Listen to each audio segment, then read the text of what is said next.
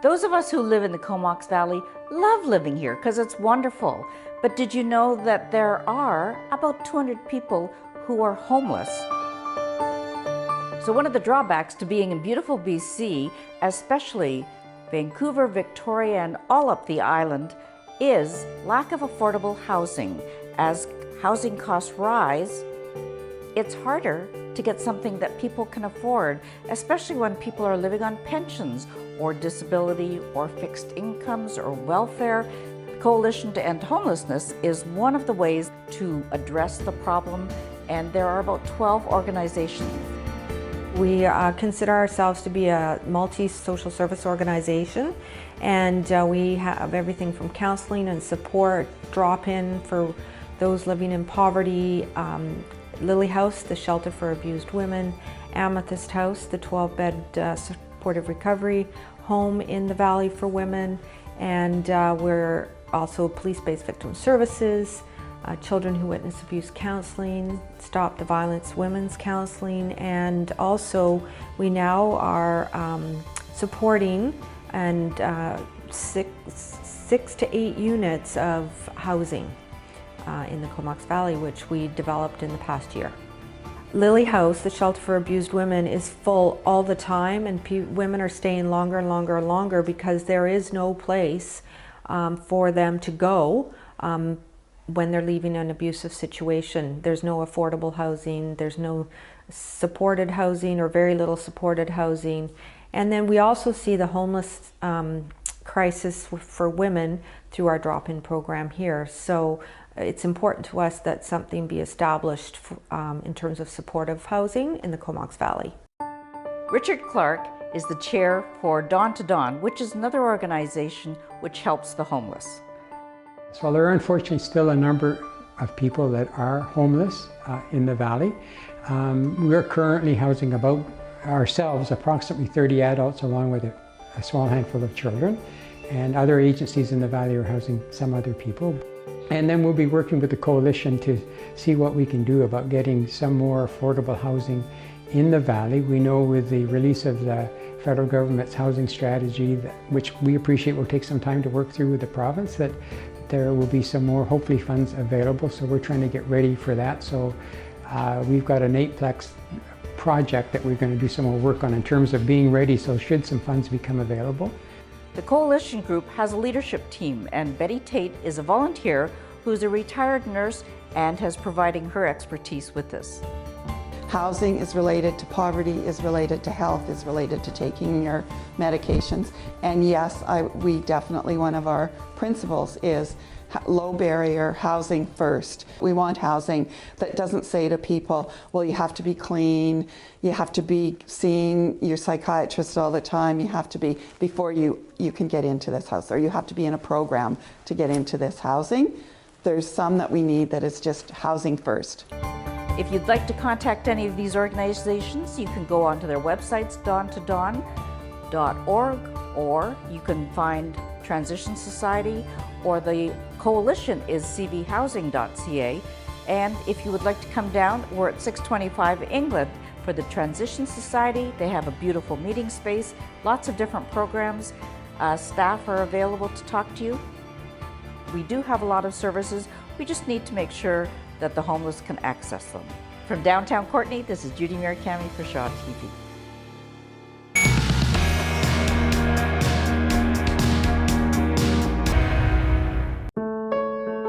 When a child is diagnosed with autism, many of us will shake our heads, but not really know what that means for the child, for the family, for friends and relatives.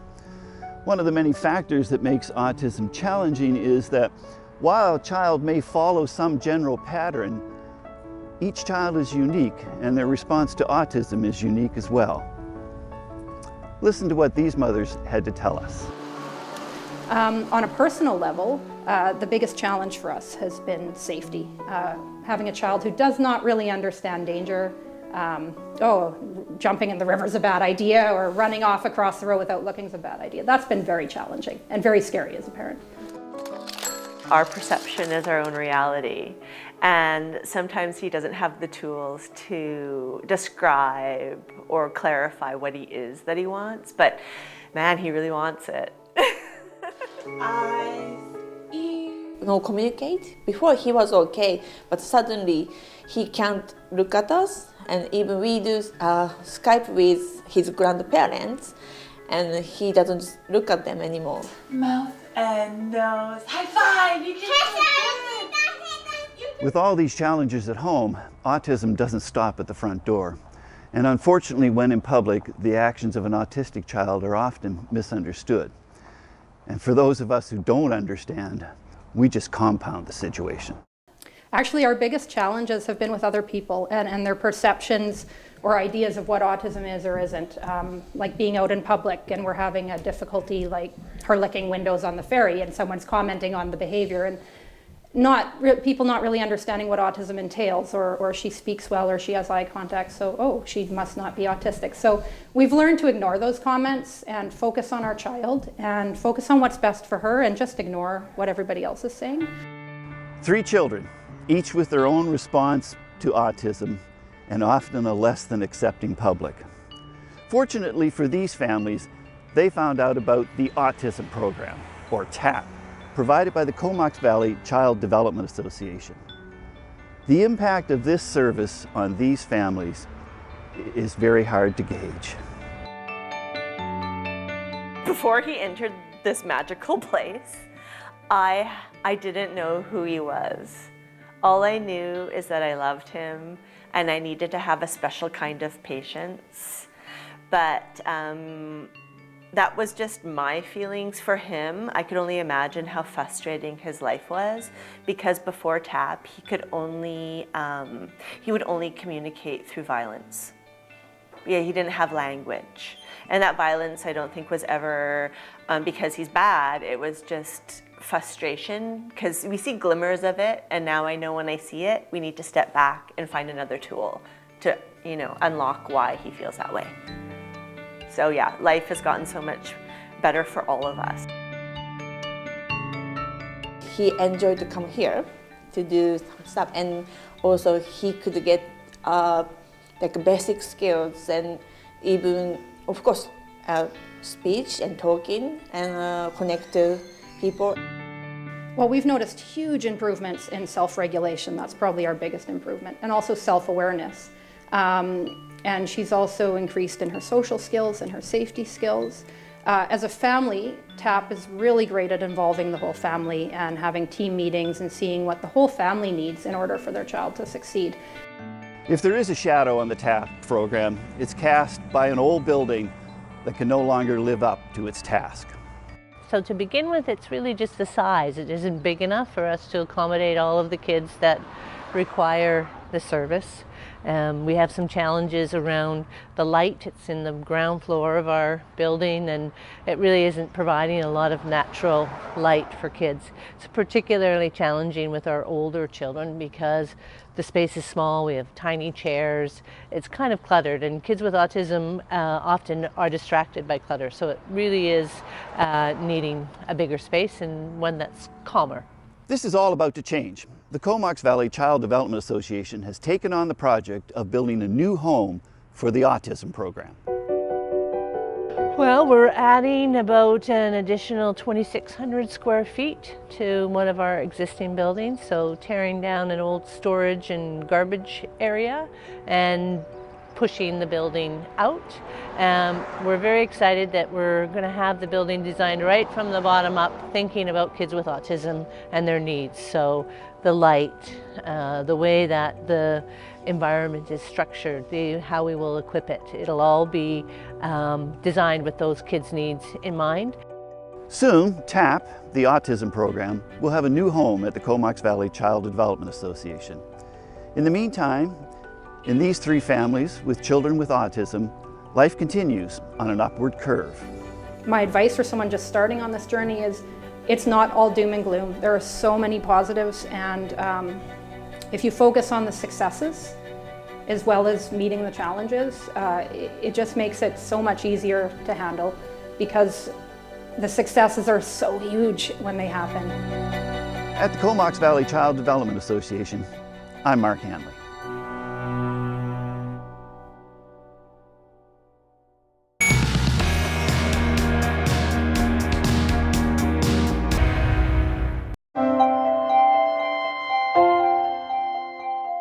With our CVCF grant, Habitat for Humanity Vancouver Island North purchased a bus to offer our volunteers a ride to our home building projects, as well as provide transportation for many other Comox Valley events, like the Vancouver Island Music Fest.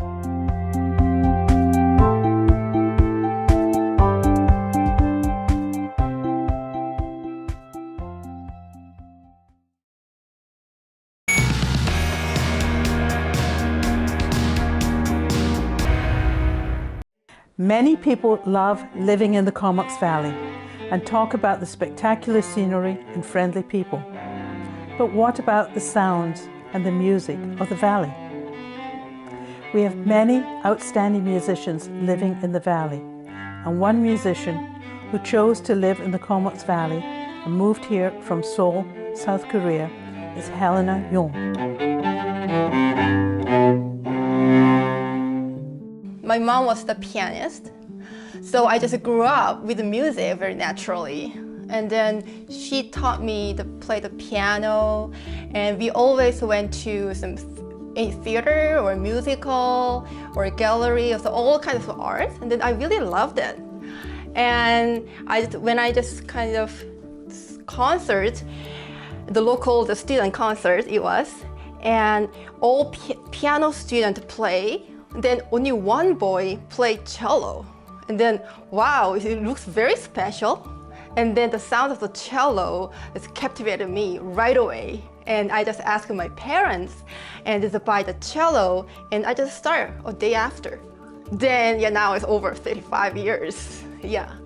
Helena chose the cello at a young age and has played music internationally in Germany and Switzerland. She is currently a member of the Vancouver Island Symphony and the Nanaimo Chamber Orchestra. Helena teaches many students, both young and older, to play the cello. So I really recommend to, not cello is fine, any kind of music or any art, it's for young kids. It's really good for them. This is my boyfriend. I always say, yeah, my boyfriend. And he's quite old man, 1912. So over 100 years now, yeah. I just picked this one. I found him. I found it in the Switzerland. And this is actually the French one. So, when you learn the cello when you're a young age, we just start like a half-size cello or 3/4, or actually they have some 8th-size cello too. It's very tiny, like a viola size. So they just start with some smaller one because it's a quite big instrument, and then their hands are quite small. So yeah, so it's no problem. So I have 2 students. How old are they? Just 10 years old. Yeah. But usually 7 years or 8 years, they just start. Like learning the language, it's the same thing, learning the cello. So this is the same thing. Actually, it's good for their brain because the 2 arms is kind of moves different way, right? And also we have to think about everything, lots of things at once. So it's good for brain to focus, or yeah, it's a really good thing, yeah.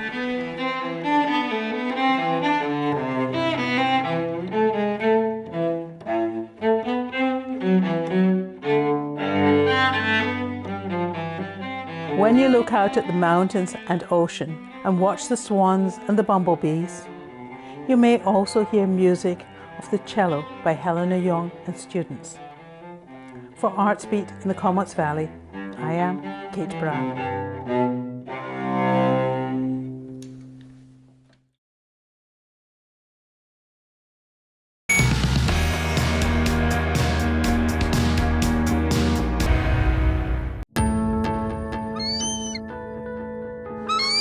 It is almost impossible to see an eagle up close and personal.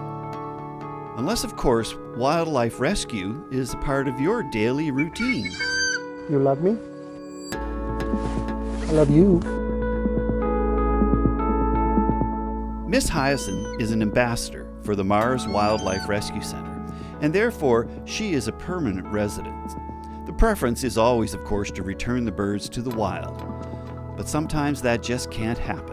We call her Miss Hyacinth. She is a small female bald eagle. She was found in Hyacinth Cove on Quadra Island. It'll be coming up 4 years soon. This hatch season she'll be 4 years old.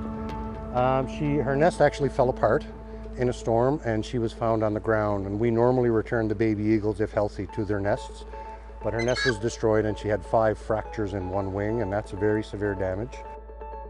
While still being dangerous, Miss Hyacinth has learned to be with people. But the staff and volunteers here at the Wildlife Rescue Center work with truly wild birds regularly, like this recent mature bald eagle who ended up in Reg's arms. Yeah, so that bird was actually a high force impact, got hit by a pickup truck, and we were called for rescue probably 7 o'clock in the evening, and luckily it was close to my home, so I responded directly from home. They thought its wings were broken. Its wings were actually okay, but it had a dislocated back toe, which is the halix, and that is also called a killing toe, so very important for predators. So he has his foot splinted to a tennis ball, which is providing support, letting the tendons kind of come back tight again. And we'll try again in another couple of days, take that apparatus off, see if he can walk properly, and then hopefully in short order after that, back to the wild.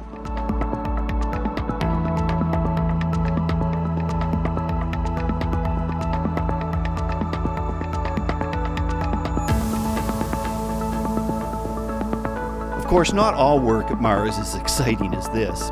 The new hospital and numerous outbuildings have been built by volunteers with donations from the community. We've got about 850 hours of volunteer time just literally in the last 6-7 months. It's involved up to 28 different volunteers. The lowest amount of volunteering is 3 hours. The most is over 200 hours. And all that work for just one building. And there have been thousands of hours of time and other community sponsors, including Marine Harvest, Cumberland Rotary, Cumberland Ready Mix, and Daybreak Rotary. All of this effort is paying off, even with difficult or challenging patients.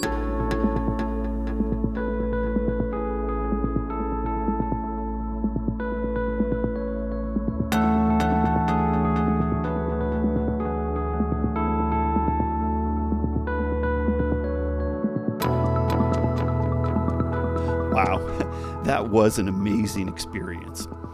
The Mars Wildlife Rescue Center is still not able to have visitors, but they always welcome more volunteers and sponsors. Check them out. At the Mars Wildlife Rescue Center in the Comox Valley, I'm Mark Hanley.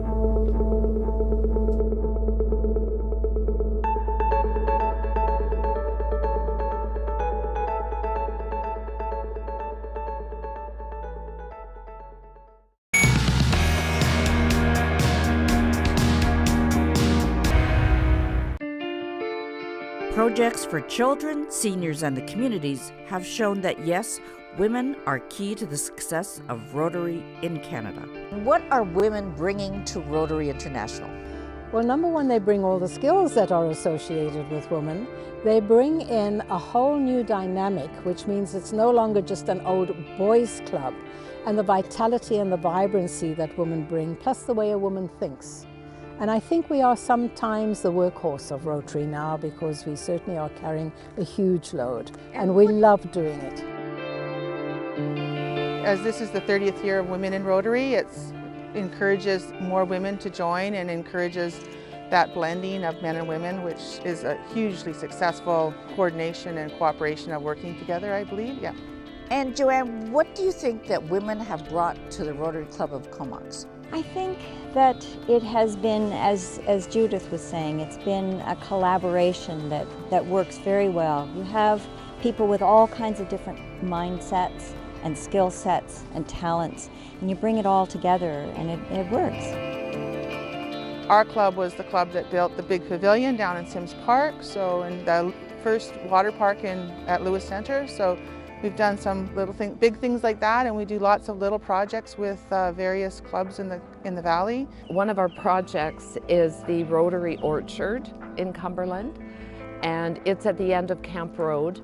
So that's been a project we've had for a number of years. The Cumberland Lodge is very dear to our hearts, and so we support them with a lot of things like purchasing items they need. And we also, Village Park in Cumberland, there's the water park and the playground. We contributed to that as well. Well, our most recent project, and we did have collaboration from Strathcona and Courtney Club as well, was the splash park at the marina, which, it's just so great to see all the kids playing there in the summertime. And that's quite new. It's quite new. It was opened last August, and it was a collaboration with the town of Comox. And so we were very, very happy to be able to make that contribution to the community. Projects for children, seniors, and the communities have shown that yes, women are key to the success of Rotary. From the Comox Valley, this is Judy Murakami for Shaw TV.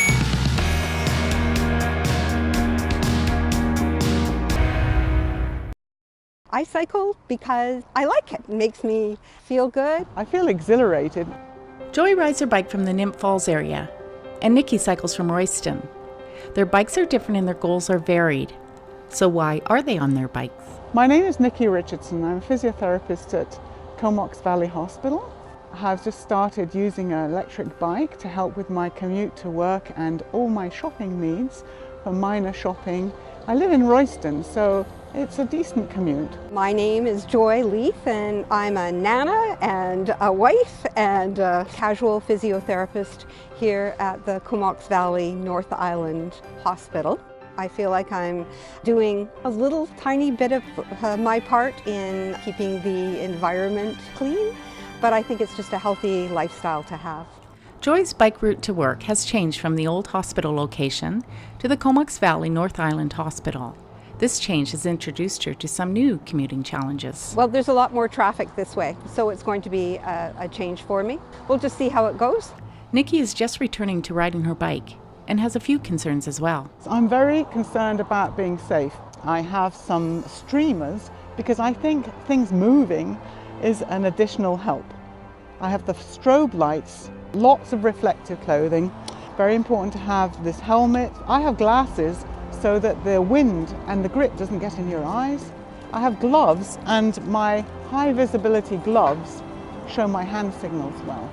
Although both Joy and Nikki recognize there are some cycling challenges, they focus on the benefits and the fun that comes from riding a bike. I was looking for a helmet when I got one of my new bikes, and I saw this one and I said, I love it. This is me. It's fun. It makes me laugh when I put it on, and I think it makes some people smile when they see it. I love it. I'm glad I bought it, and it certainly gets me out more knowing that I can have help with the hills now. I'm pretty much a fair weather rider, but I will register for Bike to Work Week.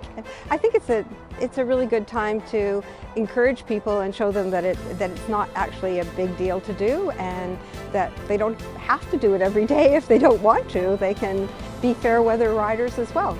So I shall be doing it on occasion, but you'll see me as much around town doing my shopping and visiting people. For coffee. That's the most fun because that's the reward after riding. Joy and Nikki's common reason to be on bicycles is also the top reason why people are on bikes. I cycle because I like it. I feel exhilarated.